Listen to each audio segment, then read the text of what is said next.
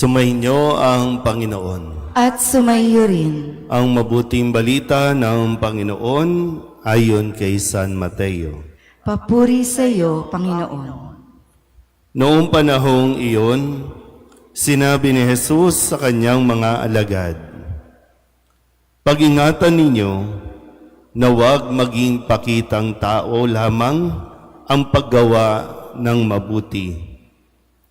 Kapag ganyan ang ginawa ninyo, wala kayong matatamong gantimpala buhat sa inyong amang nasa langit.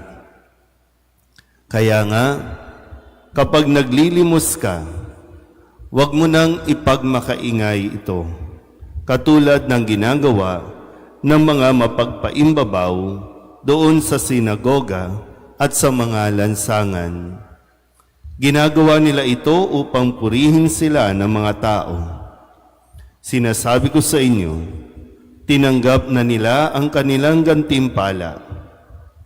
Ngunit kung naglilimos ka, huwag mo nang ipaalam ito kahit sa iyong pinakamatalik na kaibigan upang malihim ang iyong paglilimos. At gagantihan ka ng iyong amang nakakakita ng kabutihang ginagawa mo ng lihim. At kapag nananalangin kayo, huwag kayong tumulad sa mga mapagpaimbabaw. Mahilig silang manalangin ng patayo sa mga sinagoga at sa mga panulokang daan upang makita ng mga tao. Sinasabi ko sa inyo, tinanggap na nila ang kanilang gantimpala. Ngunit kapag mananalangin ka, pumasok ka sa iyong silid at isara mo ang pinto. Saka ka manalangin sa iyong amang hindi mo nakikita at gagantihan ka ng iyong amang nakakakita ng kabutihang ginagawa mo ng lihim. Kapag nag-aayuno kayo, huwag kayong magmukhang malungkot tulad ng mga mapagpaimbabaw. Hindi sila nag-aayos upang malaman ng mga tao na sila'y nag-aayuno. Sinasabi ko sa inyo, tinanggap na nila ang kanilang gantimpala. Kapag ikaw ay nag-aayuno, mag-ayos ka ng buhok at maghilamos upang huwag mapansin ng mga tao na nag-aayuno ka. Ang iyong amang hindi mo nakikita, ang siya lamang makaalam nito. Siya na nakakakita ng kabutihang ginagawa mo ng lihim, ang gaganti sa iyo." Ang mabuting balita ng Panginoon. Pinupuri ka namin, Panginoong Hesukristo. Isang magandang umaga po sa inyong lahat. Ngayon po ay Miyerkules ng ika-11 linggo sa karaniwang panahon. At sa pagpapatuloy po ng ating Ebanghelyo mula kay San Mateo, ngayong araw na ito, pinaalalahanan tayo ni Jesus na huwag maging pakitang tao lamang. Yung lahat ng ating ginagawa, yung pagtulong sa kapwa, pagdarasal, yung pag-aayuno, hindi pwedeng maging pakitang tao lamang dahil wala itong matatamong anumang ganti o anumang biyaya mula sa ating Panginoon. Kahit ano pang gawin natin na maglulupasay tayo sa pag-aayuno natin sa paningin ng tao, o pwede tayong hangaan, pero tandaan natin, alam ng Diyos kung bakit natin ito ginagawa. Kaya nga yung paalala ni Jesus sa ating Ebanghelyo, sikapin natin, huwag maging pakitang tao ang lahat ng ating ginagawa, maging ang kabutihan. Kasi ngayon, sa panahon natin, para bang tinatanggap na natin yung artificial. Hindi lang artificial intelligence, no, ang dinadaya natin.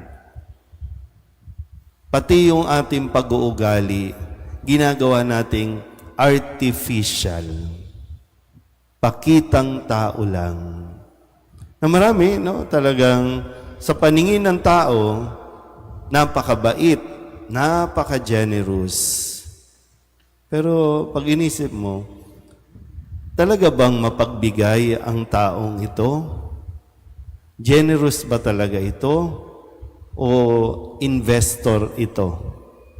Kasi kaya nagbibigay, nag-i-invest.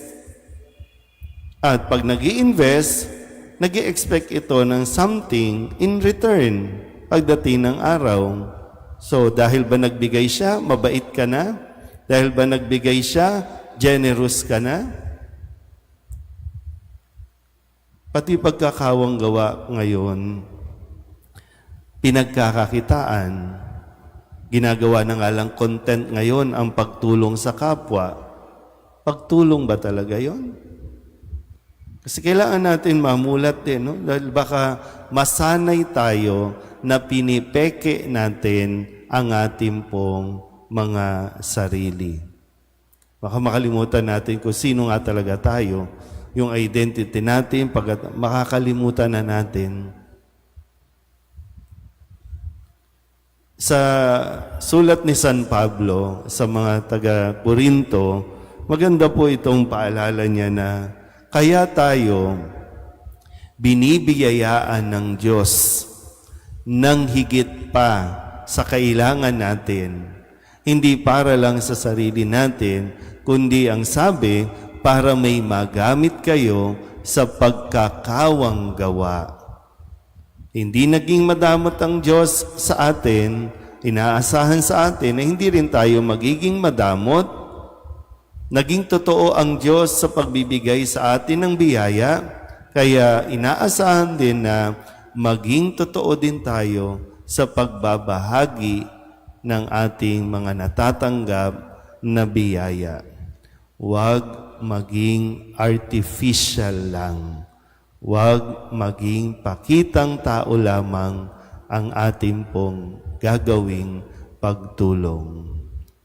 Pero siyempre, no, baka gagamitin na naman natin sa wrong context, no, yung iba sasamantalahin o sinabi dito magbigay ka. Lagi pong ilagay natin sa tamang konteksto ang paghingi at pagbibigay ng tulong. Amen?